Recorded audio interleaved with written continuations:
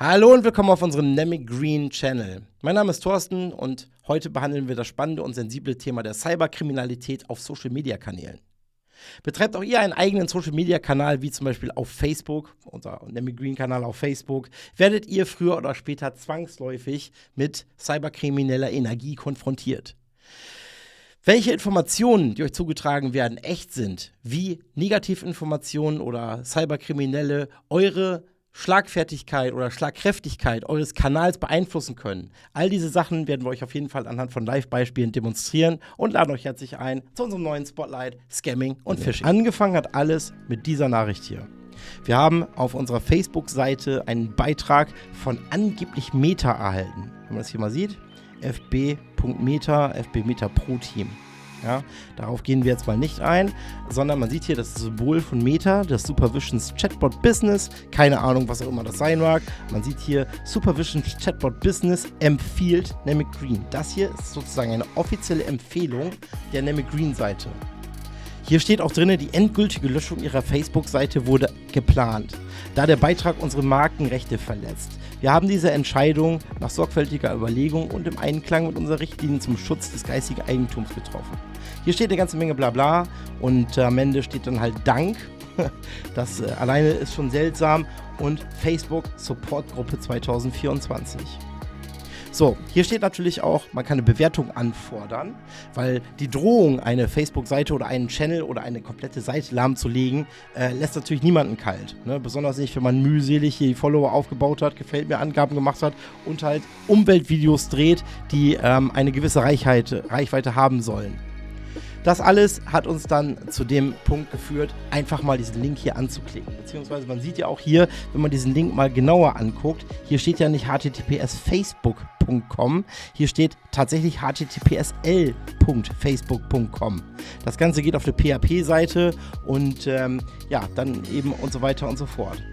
Jetzt haben wir uns dazu entschlossen und ich habe auch hier Sicherheitsvorkehrungen getroffen, dass uns da nichts passieren kann, einfach mal diesen Link anzuklicken. In dem Moment, wo wir das tun, gelangen wir auf eine Seite, wo man halt sieht, dass es eine Business Help Center Seite gibt hier. Gut, man hat hier die Meta Business Suite, die sieht so aus und man hat die Business Help Seite, die man jetzt mit dem Link aufgemacht hat und sieht halt dieses hier. Hier steht, your account has been blocked oder locked. Das heißt also, im Prinzip will man uns hier weismachen, dass unsere Seite hier gelockt ist oder geblockt ist. Erstmal ist ein ganz, ganz wichtiger Indikator hier zu sehen, dass es hier sich gar nicht um die 2023, sondern um 2024 handelt. Facebook würde so einen Fehler vermutlich nicht unterlaufen. Das andere ist einfach, wie gesagt, man hat halt hier eine ganz andere URL, also nicht mehr die Facebook-URL, sondern tatsächlich das businesssupportmanagement.com. Ne, wenn man das mal eingibt und bei Google sucht, merkt man auch sofort, dass man auf einer Scam-Seite ist. Das bedeutet, ein Scam ist eine Seite, die vorgaukelt oder auf verschiedenen Tatsachen basierend vorgaukelt, etwas zu sein, was sie nicht ist. Ja, und genauso ist es mit Phishing. Auf Phishing komme ich jetzt, denn wenn man hier draufklickt, das mache ich jetzt mal, kann man hier, man hat eine Report-Nummer hier, sieht alles seriös aus und man wird hier wirklich durchgeführt und das heißt dann plötzlich, man hat eine Report-Nummer und man kann hier seine Daten eingeben. Wenn man das jetzt mal tun würde und hier tatsächlich Sachen eingeben würde und so weiter und so fort, dann kommt man letztendlich zu einer Seite, die ein Passwort erfordert. Und niemals, wirklich niemals, liebe Community, gebt ihr bei irgendeiner Seite, die nicht HTTPS ist oder auch nicht zu Facebook oder euren Social-Media-Kanälen gehört, irgendwo ein Passwort ein. In dem Moment, wo ihr das tut, greift das cyberkriminelle Werkzeug der Phishing-Attacke.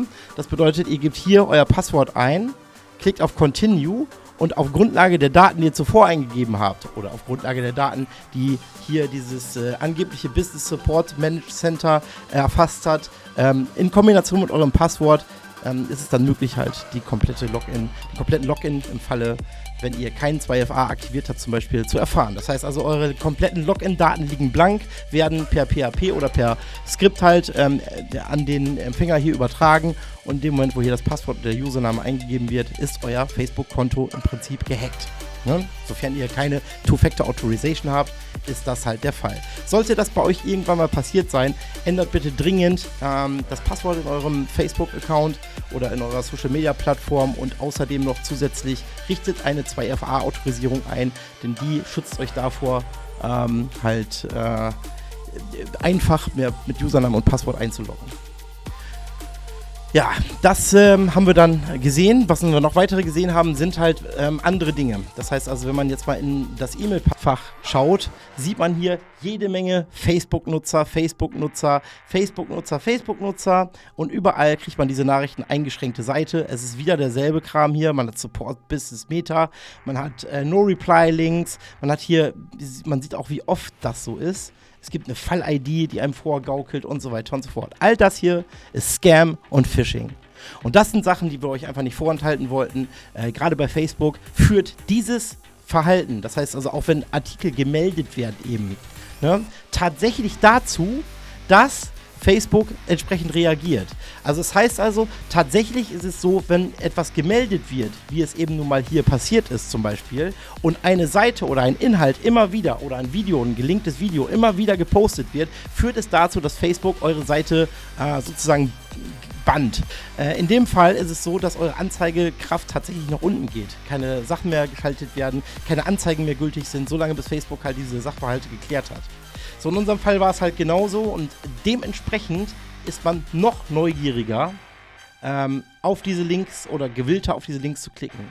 Das Ganze ist eine Riesenmaschinerie und funktioniert halt genauso und man muss sich wirklich ganz in aller Deutlichkeit davor schützen. Guckt euch bitte genau die Links an, worauf ihr klickt. Guckt euch genau das an, was euch da vorgegaukelt wird und meldet im besten Fall die Sachen hier bei Facebook selber. Dann wird das analysiert und trägt dann dazu bei, dass die Sicherheit von Facebook da halt gewährleistet wird. Nachdem wir jetzt mal unseren speziellen Case aufgedeckt haben, muss man einfach nur im Auge behalten, wir hatten 4 Auffälligkeiten. Auffälligkeit Nummer 1 ist die unaufgeforderte Nachricht. Das heißt, ihr kriegt eine Nachricht von einem Meta-Business-Support, der völliger Unsinn ist. Darin enthalten ist ein sogenannter Phishing-Link. Dieser Phishing-Link beinhaltet meistens einen Link zu einer Phishing-Seite, die als Facebook-Kundenkonto-Seite sich ausgibt, aber auf eine ganz andere Seite abzielt. Dann in diesem Link oder auf dieser Seite müsst ihr aufpassen, da ist halt die Eingabe der Anmeldeinformationen gefragt. Das heißt also, man fordert euch auf, eure Kontodaten, euren Benutzernamen, euer Passwort, eure E-Mail-Adresse dort einzugeben, alle persönlichen Daten mit Vor- und Zunamen und Telefonnummer, die man zum Autorisieren oder zum Passwort-Recovern halt braucht. In dem Moment, wo ihr diese Sachen abgegeben habt, seid ihr im Prinzip dabei, euer Konto kompromittieren zu lassen, so nennt man das, ist euer Konto kompromittiert. Das heißt also, sofern ihr keine Mechanismen zum weiteren Schutz habt, sind alle eure Daten bekannt, abgegriffen, sozusagen gefischt, das ist der Begriff Phishing und euer Konto ist gehackt im Prinzip oder kann gehackt werden. Was ihr dagegen tun könnt, ist auf jeden Fall eine 2-Faktor-Autorisierung einzurichten. Das bedeutet, ein zweites Device, meinetwegen euer Handy oder eine andere Device-Quelle dazu zu nutzen, um einen zweiten Faktor einzubauen. Das bedeutet, ich melde mich nicht nur mit meiner E-Mail-Adresse und meinem Passwort an oder mit meinen normalen Informationen, welches der erste Faktor wäre, sondern füge einen zweiten Faktor hinzu. Das heißt also, wenn ich mich angemeldet habe mit Username und Passwort, bekomme ich auf meinem Handy eine weitere Anfrage, ob diese Autorisierung genehmigt werden soll oder nicht. Das wäre in dem Fall der zweite Faktor. Und das macht die Sache natürlich wesentlich sicherer. Somit kann man mit nur Username und Passwort relativ wenig anfangen. Es sei denn, irgendwelche Rückgabemaßnahmen oder Rücksetzungsmaßnahmen, wo man auch aufpassen muss, was man am Handy zum Beispiel oder am zweiten Device bestätigt. Ne? Denn Bestätigungsanfragen können ja auch jederzeit rauskommen, die man aus Versehen dann bestätigt und in dem Moment ist natürlich dann der zweite Faktor auch unsicher. Das heißt also, die persönliche menschliche Komponente ist dort immer sehr, sehr wichtig. Man muss darauf achten, was man bestätigt, was man anklickt und wann solche schadhaften Sachen dazu sind. Eine Sache vielleicht noch zu dem Link oder zu den Absendern dieser Nachrichten.